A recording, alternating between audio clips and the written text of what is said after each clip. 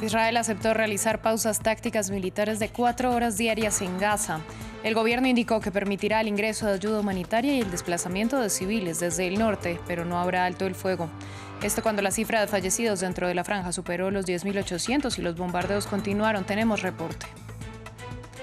Entre tanto, la Yihad Islámica anunció que está dispuesta a liberar a una mujer y un niño israelíes que mantiene como rehenes y publicó un video de ellos. El ejército de Israel aseguró que se trata de terror psicológico y añadió que trabaja militarmente para liberar a los secuestrados. En Colombia, la guerrilla del ELN liberó al padre del futbolista Luis Díaz. Luis Manuel Díaz fue entregado a una comisión de Naciones Unidas en Colombia y de la Iglesia Católica. El gobierno colombiano pidió al grupo armado que elimine el secuestro. A ustedes gracias por continuar con nosotros en France 24. Soy Valentina Torres Sánchez y es un gusto acompañarlos. Damos inicio en Israel, que este jueves anunció pausas militares tácticas en Gaza. Serán periodos de 4 horas en zonas determinadas que, según el gobierno de Benjamín Netanyahu, servirán para ingresar ayuda humanitaria y para permitir que civiles se desplacen hacia el sur de la franja. No obstante, dejaron claro que no habrá un alto el fuego hasta que todos los rehenes sean liberados. Federico Cuellar Verena, corresponsal para Israel y los territorios palestinos, nos amplió previamente desde Jerusalén. Sí, lo que se ha comunicado es lo que mencionó la Casa Blanca, son estas pausas de 4 horas que deberían tener unas 3 horas de anticipación en su aviso y que se darían a través de 2 corredores en la franja de Gaza, en el norte de la franja de Gaza, para permitir que las personas que todavía se encuentran allí, unas cientos de miles de personas, se trasladen hacia el sur, supuestamente más seguro, aunque está claro, y ya lo venimos reportando, no está a salvo de los bombardeos israelíes. El gobierno israelí se ha encargado de minimizar este anuncio de Estados Unidos, señalando que en los últimos 6 días ha habilitado un corredor por la calle Salahedin. El flujo de personas a través de esa calle ha ido incrementándose día a día, con 50.000 en la jornada de ayer. Muchas de estas personas van a pie, con lo opuesto, y han reportado que a su alrededor han ocurrido bombardeos o han visto cadáveres en el piso, o se han producido enfrentamientos. Quizás la diferencia de este anuncio de la Casa Blanca sea que finalmente estas personas no tengan que realizar esta ruta temiendo ser impactados por algún bombardeo, pero habrá que ver cómo se desarrolla en los próximos días. También esta idea del ingreso de la ayuda humanitaria se enfrenta con la dificultad de que los caminos están destruidos y habrá que ver también en qué capacidad puede llegar esa ayuda hasta el norte de Gaza, donde las personas que todavía se encuentran, muchas de ellas refugiadas en hospitales como el Al-Shifa, ya se están quedando prácticamente sin comida, sin agua, y estos propios hospitales están dejando de funcionar por la falta de combustible. Los últimos de ellos, el Al-Nasser y el Al-Rantisi, que según informaron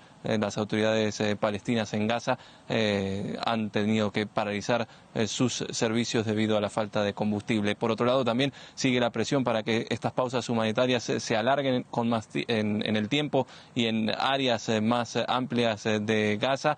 Y en este sentido, por ejemplo, hay que reportar que una delegación de Hamás llegó a Egipto, incluyendo al líder del buró político Ismail Haniyeh, para mantener charlas con las autoridades egipcias. Entre tanto, continuaron los bombardeos y ataques terrestres en el enclave palestino. El primer ministro israelí, Benjamín Netanyahu, aseguró que el ejército avanza excepcionalmente bien. Previo a estas declaraciones, Israel anunció que mató a medio centenar de milicianos palestinos en los últimos días y confirmó que los bombardeos cerca al hospital de Al-Shifa se producen al ser el corazón militar del grupo islamista. Según el Ministerio de Sanidad gazatí, controlado por Hamás, los muertos dentro de Gaza ya superaron los 10.800. De otra parte, este jueves, militantes de la Yihad Islámica Palestina publicaron un video en el que se ve una madre israelí y su hijo, a quienes mantienen como rehenes, y dijeron estar dispuestos a liberarlos. El ejército de Israel calificó las imágenes de terror psicológico y señaló que realiza todas las operaciones militares para liberar a quienes fueron secuestrados por Hamás el pasado 7 de octubre. Las familias deben entender, no hemos perdido ni una sola oportunidad y no perderemos una sola oportunidad de inteligencia u operativa para devolver a los rehenes. Y todo lo demás es terror psicológico que viene primero como un videoclip. Nosotros, cuando tengamos verdadera inteligencia, informaremos a las familias, ellos serán los primeros, y luego informaremos al público. Desde el comienzo de la crisis, el Consulado General de Francia en Jerusalén se ha movilizado para prestar todo el apoyo posible a los ciudadanos franceses en Gaza y a los empleados del Instituto Francés en el enclave palestino. En terreno, una enviada especial de France 24 pudo comprobar cómo los funcionarios intentan mantenerse en contacto permanente con sus compatriotas atrapados en la franja de Gaza. Veamos el reportaje. Oui, allô alors. Oui, François. Je voulais savoir où est-ce que vous en étiez. On est sur le passage de Rafah. Tras 12 horas de espera en el puesto fronterizo, esta mujer por fin está a salvo. Parfait, donc vous êtes avec les collègues du Consulat Général de France en Égypte. Oui, merci beaucoup, François, pour tous les efforts que vous avez fait pour nous. Esta oficina de crisis creada tras los atentados de Hamas trabaja día y noche 24/7 para sacar a los franceses de la franja de Gaza. Decenas de ellos siguen dentro, mientras que más de un centenar ya han podido cruzar a Egipto. ¿En qué punto estamos? Seguimos llamándoles, enviándoles mensajes de texto. La dificultad es que hemos perdido el contacto. Con algunas personas pierdes el contacto, pero como están en un grupo, a veces permite contactar a uno. El contacto es extremadamente complicado ya que Israel corta regularmente toda comunicación con el exterior. El Consulado de Francia en Jerusalén da prioridad a sus nacionales, así como a su personal y sus familias. Conseguimos proporcionarles una pequeña ayuda material como crédito telefónico para que puedan mantener este importante vínculo con sus familias en Francia. También hemos conseguido llevar pañales a una madre que los necesitaba para su bebé y hemos conseguido medicinas para una persona mayor. Tenemos personas que han pasado por una enorme cantidad de dificultades en el último mes, que se encuentran en un estado psicológico muy deficiente. Al mismo tiempo, Francia está negociando directamente y a través de intermediarios. La situación es particularmente volátil sur le terrain, on le sait. La situación sobre el terreno es particularmente volátil, como sabemos. Hay bombardeos, hay negociaciones muy complicadas, ya sea con las autoridades egipcias, con las autoridades israelíes o con las autoridades de Gaza. Con algunos de ellos hablamos directamente, con otros se producen intercambios indirectos a través de otros actores. Forman parte de estas negociaciones. El consulado francés en Jerusalén también sigue de cerca la situación de los franceses en Cisjordania y en Jerusalén, ya que el contexto es volátil. En Colombia, la guerrilla del ELN liberó al padre del futbolista Luis Díaz tras 12 días de secuestro. Luis Manuel Díaz fue entregado a una comisión humanitaria de Naciones Unidas en Colombia y de la Iglesia Católica cerca de Barrancas, donde fue secuestrado el pasado 28 de octubre. Tras la liberación, la delegación del gobierno, que mantiene conversaciones de paz con esa guerrilla, pidió al ELN que elimine el secuestro. Para analizar esta información, conectamos con Francisco Daza, el excoordinador de la línea Paz, Postconflicto y Derechos Humanos de la Fundación Paz y Reconciliación en Colombia. Bienvenido a France 24. El caso del secuestro del padre del futbolista Luis Díaz ha dado la vuelta al mundo. Sin embargo, el ELN ha protagonizado más secuestros en lo que va del año.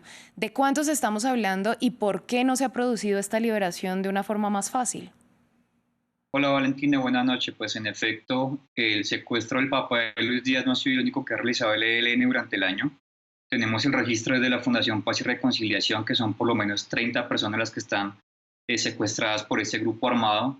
Y pues esto también representa un punto de inflexión de cara a la continuidad de la mesa de negociación con el ELN. Ahora estamos cerca a un quinto ciclo y pues desde el Gobierno Nacional y la mesa pusieron también unas condiciones de carácter inmediato para que suspendan el secuestro.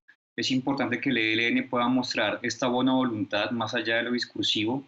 Vienen acompañando también un proceso sólido a través del cumplimiento en su gran mayoría del cese al fuego bilateral con la Fuerza Pública Colombiana, y es importante que también el Gobierno Nacional pueda incorporar en esta mesa de negociación en el quinto ciclo justamente la suspensión de esta práctica que es el secuestro. Bueno, el gobierno pide a la guerrilla que finalice estos secuestros. ¿En qué beneficia al ELN raptar a estas personas? ¿No es aún más perjudicial y puede poner en riesgo las negociaciones? Sí, esta práctica de secuestro claramente pone en riesgo todos los avances que están teniendo con en la mesa de negociación con esta guerrilla. En algún momento se había hablado de la posibilidad de incorporar dentro de los acuerdos que se suspendieran ese tipo de prácticas. El ELN ha aludido que pues, es su forma de financiarse económicamente. Sin embargo, pues este hecho del secuestro de Luis Manuel Díaz pues, representa un punto de inflexión también para que el Gobierno Nacional pueda establecer algunas líneas rojas sobre las cuales necesita garantizar que la mesa llegue a buen término, toda vez que es importante que en la mesa se vean reflejados los alivios humanitarios que demanda la población civil de las zonas donde el ELN opera actualmente. Entonces ahora el camino es que en el quinto ciclo se van a revisar avances en materia de cesar el fuego, de participación de sociedad civil que se viene dando a través del Comité Nacional de Participación, y este nuevo punto que va a ser central en la mesa en el quinto ciclo, que va a ser la demanda que tiene el gobierno nacional, la mesa de negociación, la delegación del gobierno colombiano hacia el ELN de suspender el secuestro en Colombia. Puntualmente este caso del papá de Luis Díaz hizo que se alargó durante varias jornadas en las que el ELN ya había dicho que iba a iniciar el proceso de liberación. Al final no se dio, pasaron 12 días hasta que hoy se pudo concretar. ¿De alguna manera esto no le resta un poco de credibilidad a todo el proceso en general? Sí, esto es un golpe duro para la mesa de negociación. También se junta con otras tensiones que se han venido presentando en otras mesas. Esta última semana fue pues muy crítica para el proceso de paz total en Colombia, porque pues también la otra mesa de negociación, la que se está dando con el Estado Mayor Central, tuvo un punto álgido, ya que ese grupo armado también expuso que iba a suspender su participación en la mesa de negociación. Ahora pues con el ELN es importante que se pueda revisar nuevamente los protocolos, justamente de cara a garantizar que suspende estas prácticas que para nada benefician el proceso de paz total, que son pues también la punta de lanza. La negociación con el ELN es como el proceso que viene más avanzado en materia de paz total, y es importante que se pueda reencauzar de forma ágil, también garantizando que no se sigan replicando este tipo de prácticas en Colombia por parte del ELN. Francisco, a usted muchas gracias por su análisis y por compartirlo con nosotros en France 24. Juan Gusto, Valentina, feliz noche. Nosotros vamos a España. Allí miles de personas protestaron frente a la sede del oficialista Partido Socialista Obrero Español en Madrid y en otras ciudades del país contra el histórico acuerdo entre el PSOE y el partido independentista catalán Junts. El polémico pacto incluye una amnistía a los líderes independentistas para lograr sus votos a favor de la investidura del presidente en funciones Pedro Sánchez. Hoy los manifestantes calificaron al líder de delincuente y traidor. Marina Colorado, corresponsal en Madrid, nos dio más detalles.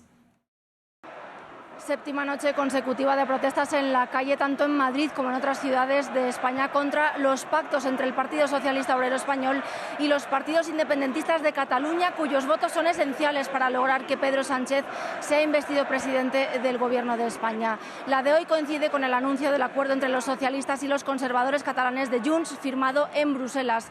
El punto controvertido es la amnistía que se ha pactado para todos los involucrados en los procesos independentistas desde 2012 a 2023. 400 policías aproximadamente han sido desplegados en la capital española en distintos puntos como este, en las cercanías de la sede central del Partido Socialista, además de los alrededores del Congreso de los Diputados o la sede del Parlamento Europeo en Madrid. Cientos de personas se manifiestan y muestran su oposición a la decisión, de la que aún no se conocen casi los detalles. Los gritos de Sánchez traidor o Sánchez a prisión o Puigdemont a prisión se unen a pancartas de España no se vende, España se defiende. Pero no solo en la calle se hace notar el descontento.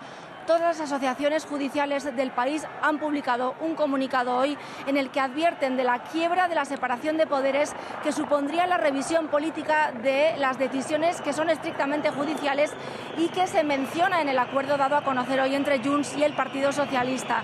También los partidos de oposición han calificado de humillación y hasta de golpe de Estado los acuerdos. Llaman a la movilización social, aunque insisten en que esta sea pacífica. El presidente de Portugal, Marcelo Rebelo de Sousa, convocó a elecciones parlamentarias anticipadas el 10 de marzo. La decisión se produce tras la renuncia del primer ministro António Costa, quien está siendo investigado por corrupción y cuya salida del Ejecutivo provocó una crisis política. El presidente dijo que disolvería el Parlamento, donde el Partido Socialista tiene mayoría de escaños. Costa negó las acusaciones en su contra, pero renunció luego de que los fiscales detuvieran a su jefe de gabinete en una investigación sobre presuntas ilegalidades en el manejo por parte de su gobierno de proyectos de litio e hidrógeno. Así llegamos al final de esta emisión de Noticias en France 24. A ustedes les agradecemos su sintonía y los invitamos a ampliar todo nuestro contenido en la página web france24.com. Quédense con nosotros que volvemos en breve.